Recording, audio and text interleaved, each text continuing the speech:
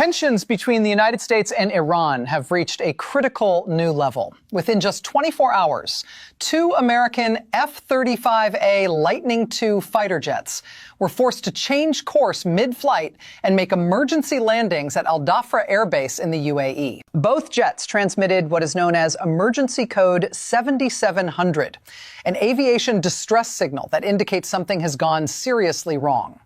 Now, here's where it gets interesting. Iran's embassy shared flight radar data publicly, showing that at least one of these jets was flying over the Gulf of Oman, in a flight path suggesting it may have been operating near or inside Iranian airspace. Iran's Revolutionary Guard, known as the IRGC, is claiming responsibility, saying their forces targeted the aircraft. One source even suggests that one of the F-35s may have been struck by a missile or drone. Now, neither the U.S. nor the UAE has made any official statement confirming or denying this, so we have to be careful here.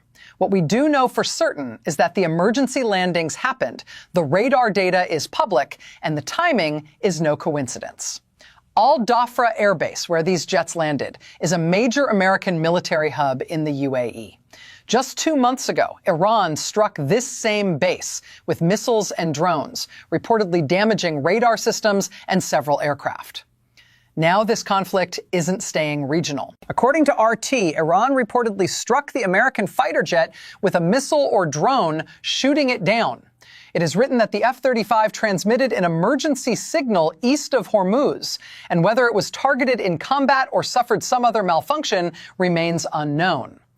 RT is suggesting that the F-35 mentioned by the Hormuz letter and Iran's embassy, one of the two that made emergency landings within 24 hours, may have been hit by Iran.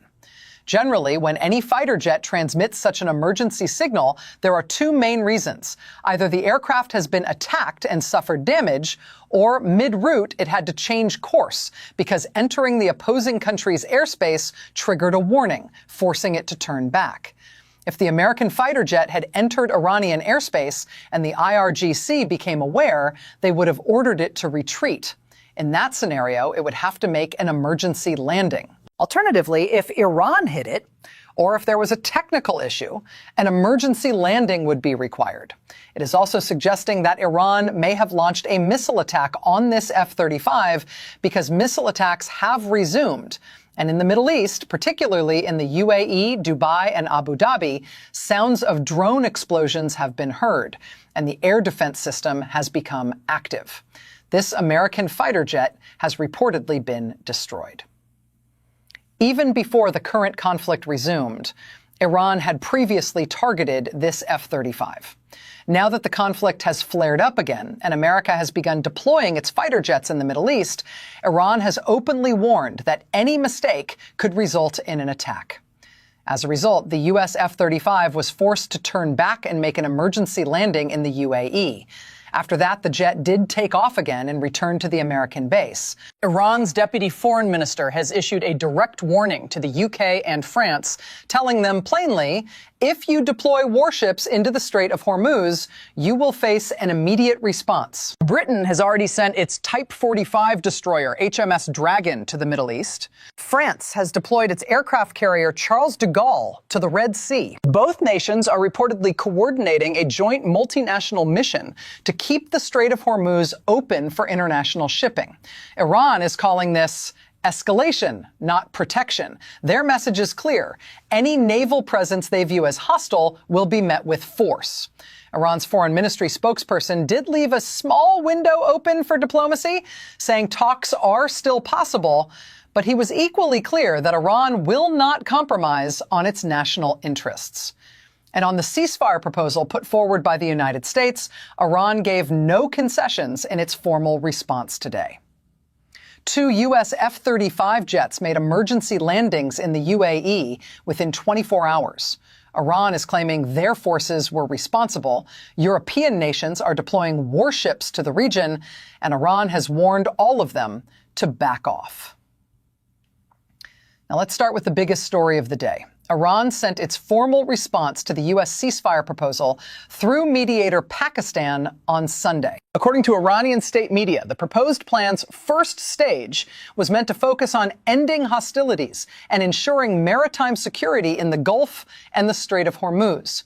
Iran's side called the response reasonable.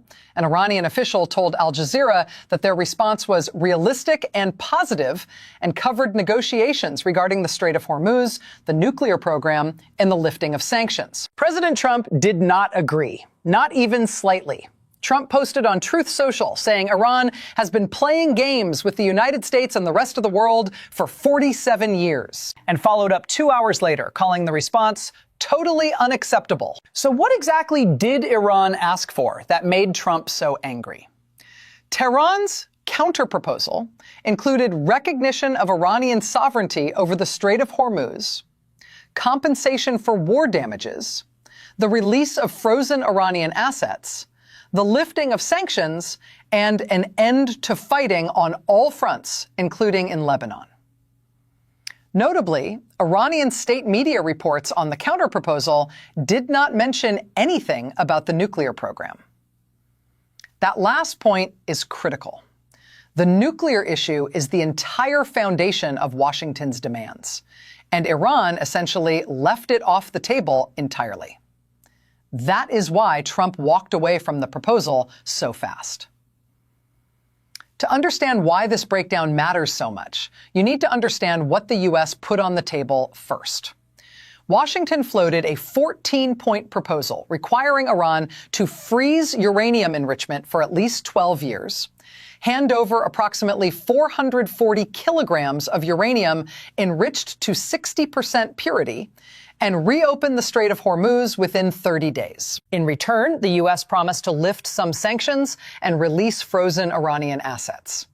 Iran's enrichment of uranium to 60% is significant because the U.S. wants to prevent Iran from reaching the 90% enrichment level needed to make weapons-grade material. That gap between 60 and 90% is essentially the difference between a country with nuclear ambitions and a country with a nuclear weapon. The U.S. is not willing to let Iran stay at 60% and call it a deal. Iran, on the other hand, is not ready to discuss its nuclear program at all right now. One more development that deserves serious attention. A spokesman for Iran's military told state media that Iranian forces are on full readiness to protect nuclear sites where uranium is stored, saying they considered it possible that the U.S. might attempt to steal enriched uranium through infiltration or helicopter operations. That is an extraordinary statement. Iran is openly saying it believes the U.S. may attempt a covert military operation to physically seize its nuclear material. Whether that is true or not, the fact that Iran is saying it publicly tells you exactly how high the tension has climbed between these two countries. Despite everything, the door to diplomacy has not been completely slammed shut. National Security Advisor Mike Waltz said on Sunday that President Trump is giving diplomacy every chance possible before returning to hostilities. But he also made Washington's red line crystal clear. Iran will never be allowed to have a nuclear weapon, and it cannot continue holding the world's energy supply hostage.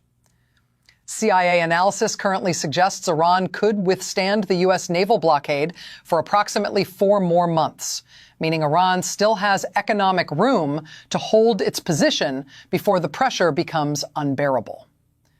That timeline matters enormously for how the next few weeks play out. So here is today's bottom line. Iran sent its peace proposal. Trump rejected it immediately. Drones struck a cargo ship in Qatari waters and entered UAE and Kuwaiti airspace. The ceasefire is barely breathing. Oil prices are squeezing Americans at the pump. Iran says its military is on full alert to protect nuclear sites. And the CIA believes Iran can hold out for 4 more months. This situation is moving fast. I will continue covering every major development as it breaks. If you are finding this coverage useful, please like this video, share it with someone who needs to understand what is happening, and subscribe so you never miss an update. I'm Olivia Reed. Stay informed, stay sharp, and I will see you in the next one.